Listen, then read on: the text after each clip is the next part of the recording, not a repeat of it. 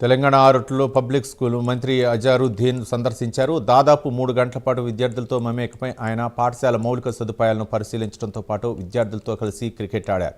ఆటోగ్రాఫ్లు ఇచ్చి క్రికెట్ సూచనలు చేశారు. పెద్ద కళ్ళ కనాలని, కష్టపడి చదవాలని, చదువుతో పాటు క్రీడల్లోనూ రాణించాలని విద్యార్థులకు పిలుపునిచ్చారు. క్రమశిక్షణ, సంకల్పం, శ్రమే విజయానికి పునాదులని తెలిపారు.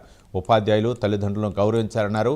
ప్రభుత్వం అందిస్తున్న విద్యా, క్రీడా వసతులను సద్వినియోగం చేసుకోవాలని సూచించారు మంత్రి. మంత్రి సందర్శనతో విద్యార్థులు ఉత్సాహం వ్యక్తం చేశారు.